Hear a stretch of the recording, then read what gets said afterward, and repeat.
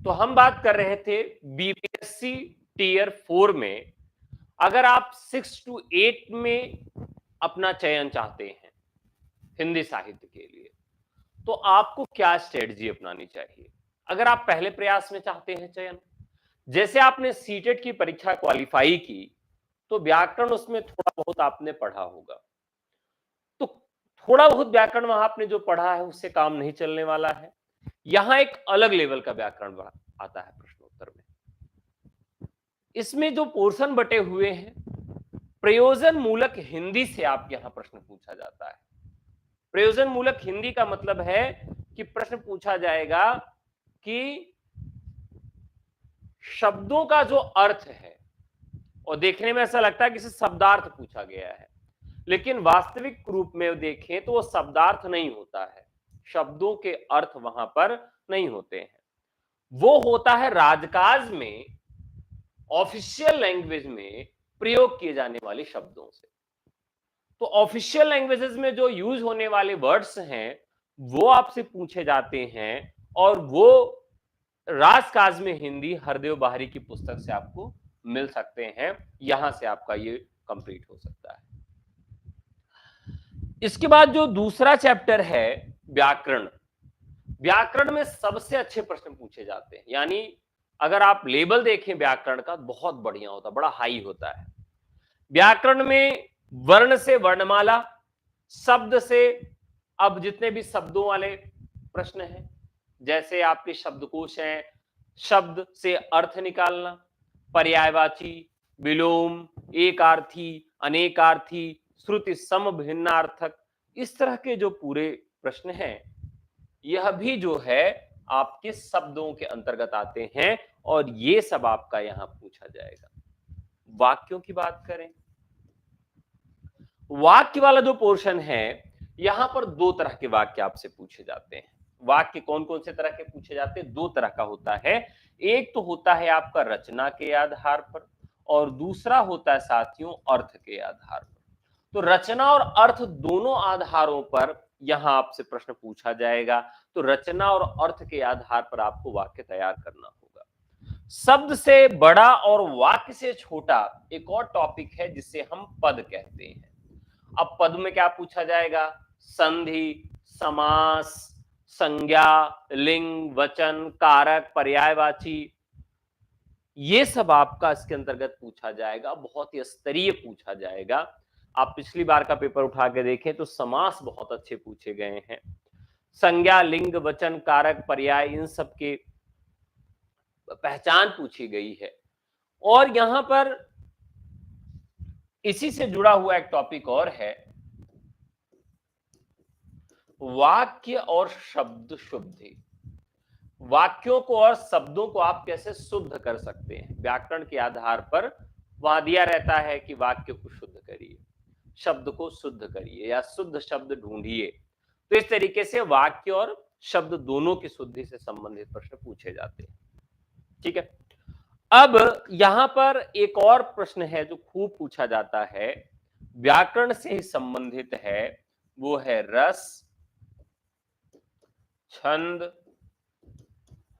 अलंकार और शब्द शक्ति। तो रस, छंद, अलंकार और शब्द शक्ति ये ऐसा पोर्शन है कि यहां से बहुत ही कठिन प्रश्न पूछे जाते हैं। यानी इन प्रश्नों का जो स्तर होता है बहुत उच्चतम होता है। अगर यहां पर आप इसको आसानी से नहीं तैयार करते हैं, प्यार से नहीं पढ़ते हैं मन लगाकर, तो ये वाला पोर्शन आपका गलत हो जाता है। तो ये जो रस, छंद, अलंकार और शब्द शक्ति से संबंधित प्रश्न हैं, यह भी बहुत ही महत्वपूर्ण है। और नए नए रस्यों के उदाहरण, छंदों के उदाहरण, अलंकार के उदाहरण और शब्द शक्ति के उदाहरण आपके परीक्षा में पूछे जाते हैं। तो ये पोर्शन भी बहुत महत्वपूर्ण है। देखिए, राजकाज में हिंदी आपने प्रयोजन मूलक हिंदी के लिए ले लिया, और वासुदेव नंदन का हिंदी व्याकरण आपने ले लिया। वासुदेव नंदन का हिंदी व्याकरण आपने ले लिया। दो पोर्शन आपका कंप्लीट हो गया। तीसरा पोर्शन आता है भाषा विज्ञान का। अब भाषा विज्ञान में बोली और भाषा से संबंधित प्रश्न पूछा जाता है, या तो बोली से प्रश्न रहेगा या ही अपभ्रंश से प्रश्न रहेगा। तो बोली और अपभ्रंश वाले जो प्रश्न हैं यह भी काफी महत्वपूर्ण होते हैं, और बोली और अपभ्रंश वाले प्रश्नों को सॉल्व करने के लिए आपको क्या करना पड़ेगा, ये काफी कुछ काम हो जाता है इस पुस्तक से, वासुदेव नंदन वाली से। तो यहां सारी चीजें आपकी कवर हो जाती हैं। ठीक है, तो ये भी आप यहां से कवर कर सकते हैं, भाषा विज्ञान वाला पक्ष।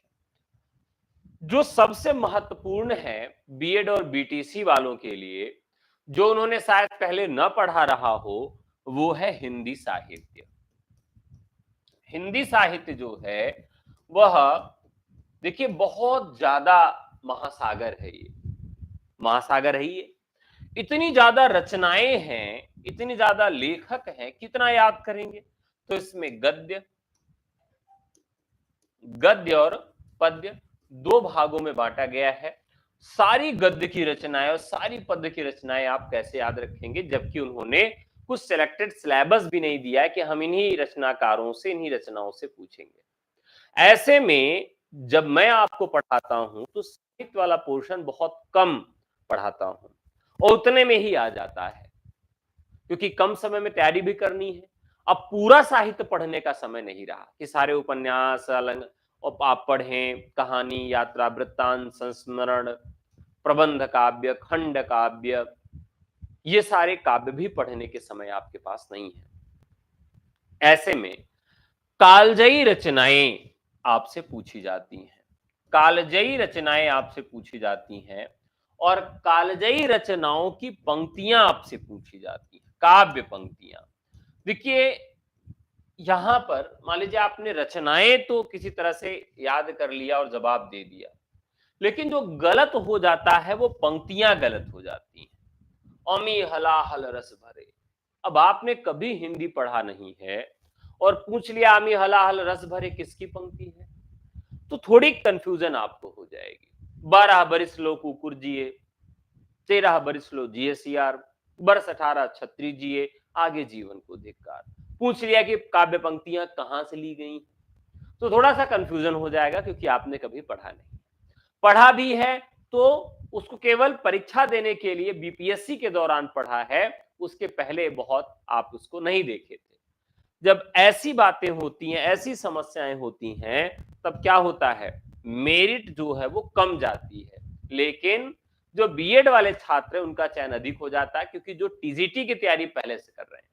बहुत सारे छात्र ऐसे भी हैं जो 9, 10 और 6 to 8 की तैयारी एक साथ करते हैं, और वो विषय हिंदी चुनते हैं। तो उनके लिए बड़ा फायदा रहता है कि वो 9, 10 की तैयारी कर लेते हैं, 6 to 8 उनका वैसे ही हो जाता है, क्योंकि बहुत स्तरीय नहीं होता 9 to 10 के तुलना में। लेकिन जो बीटीसी करने वाला बंदा है या बीएड वाला बंदा है, जो इसके पहले बहुत दिन तक तैयारी नहीं किया है, तो उसके लिए एक चुनौती हो जाती है। तो आप अगर तैयारी नहीं किए हैं और पहली बार ही तैयारी कर रहे हैं, और फर्स्ट अटेम्प्ट में ही आप चाहते हैं कि आपको 6 to 8 हिंदी में नौकरी मिल जाए, तो निश्चित तौर पर मिल जाएगी, कोई टेंशन लेने की जरूरत नहीं है। कौन सी किताब लेनी है, तो एक तो आपको किताब लेनी है रामचंद्र शुक्ल का हिंदी साहित्य का इतिहास। ठीक है, रामचंद्र शुक्ल का हिंदी साहित्य का इतिहास, ये किताब आप ले लीजिए। ठीक है, और एक वस्तुनिष्ठ किताब आप चाहे ले सकते हैं, वस्तुनिष्ठ किताब आप चाहे ले सकते हैं, तो वो है उनकी डॉक्टर पुनीत राय की, डॉक्टर पुनीत राय की एक वस्तुनिष्ठ हिंदी किताब है, वो आप अपने पास ले सकते हैं, इस परीक्षा के लिए काफी काम करेगी। ठीक है, इसके अलावा जो यहाँ रसछंद अलंकार, अगर मान लीजिए आप 9, 10 की तैयारी कर रहे हैं, कुछ बच्चे 9, 10, 11, 12, 6 to 8 सबकी तैयारी कर रहे हैं, तो आपको करना क्या है कि आपको एनसीईआरटी की बुक्स ले लेनी है और एससीईआरटी बिहार की बुक ले लेनी है, एससीईआरटी बिहार की।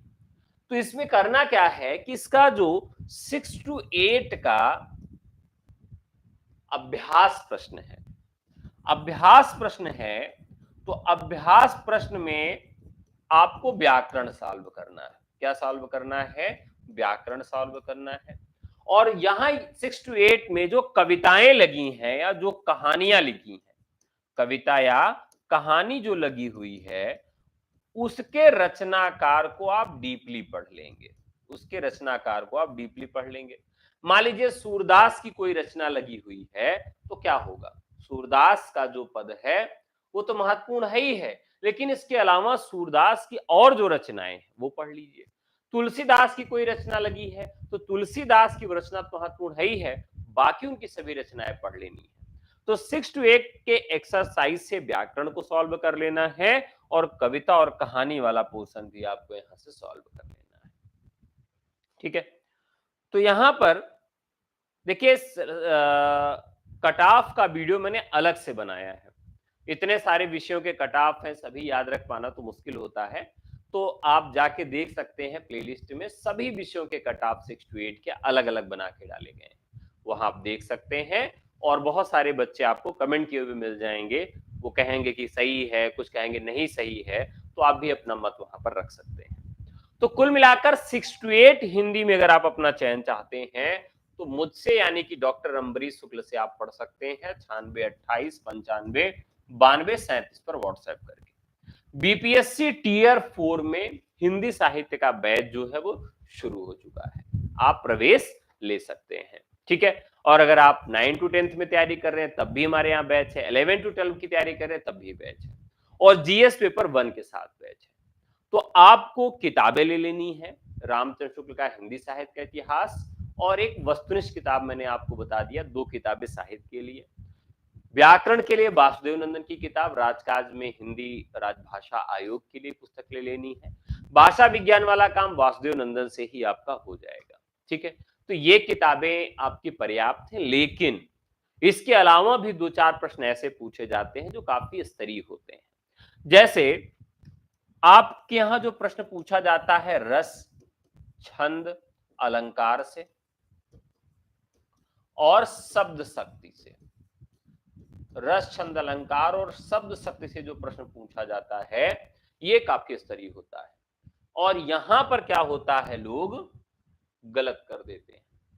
ये प्रश्न आपको एक पुस्तक आती है रस, छंद, अलंकार, सौरभम, रस, छंद, अलंकार, सौरभम। तो यहां से उदाहरण आपके सब आपके सारे उदाहरण यहां से सेट हो जाते हैं, क्योंकि उदाहरण ही यहां पर सब कुछ है। अगर आपको उदाहरण पहले से मालूम है तो आप पेपर सॉल्व कर लेंगे, नहीं मालूम है तो शब्दार्थ ही नहीं निकाल पाएंगे, तो ये एक चुनौती आपके सामने रहती है। ठीक है, तो 6 to 8 की तैयारी शुरू कर दीजिए, ये सारी किताबें आप खरीद लीजिए, और आपको इसके साथ क्या करना है, आपको पुराना पेपर ले लेना है। पुराना पेपर किसका लेना है? 6 to 8 बीपीएससी का लेना है, जितने भी पेपर हुए हैं, और 6 to 8 यूपी में भी एक पेपर हुआ था जूनियर एडेड का, तो वो भी पेपर आपको लेना है। 6 to 8 बीपीएससी का भी पेपर लेना है। इसके साथ साथ 6 to 8 हिंदी का पेपर लेना है, हिंदी का पेपर लेना है, सीटेट का, सीटेट का पेपर भी आपको ले लेना है। तो यहां शिक्षण नहीं पूछा जाता, शिक्षण को छोड़कर जितने भी व्याकरण के प्रश्न हैं और व्याकरण के साथ साथ जो पैसेज के प्रश्न हैं, पैसेज वाले प्रश्न जो हैं आपको यहां से मिल सकते हैं। तो पैसेज वाला भी बहुत ही महत्वपूर्ण भाग है। तो सीटेट में जो पैसेज वाले क्वेश्चन हैं वो आपके आ जाते हैं बीपीएससी 6 to 8 में, क्योंकि यहां पैसेज भी पूछा जाता है। तो पैसेज वाला आप 6 to 8 जो आपका सीटेट वाला पेपर है वहां से आपको काम कर लेना है, और बाकी जो यहाँ का एससीईआरटी बुक है वहां से काम कर लेना है। ठीक है, तो लगभग सारी बातें हो गई हैं। मैं समझता हूं कि आप ये सारी चीजें ले लेंगे, नहीं है तो एक बार आप देख लेंगे, ऑनलाइन भी आपको मिल जाएगा, और इस तरह से आप चाहें तो सेल्फ स्टडी भी कर सकते हैं। सेल्फ स्टडी करने में एक चुनौती होती है कि आपको ज्यादा समय लग जाता है और समय आपके पास कम है। तो चलिए जुड़ जाइए टीचर्स एकेडमी से और व्हाट्सएप कर दीजिए हमें, हमारी टीम आपको खुद कॉल कर लेगी। तो आज के लिए इतना ही, बहुत बहुत धन्यवाद, नमस्कार, जय हिंद, धन्यवाद।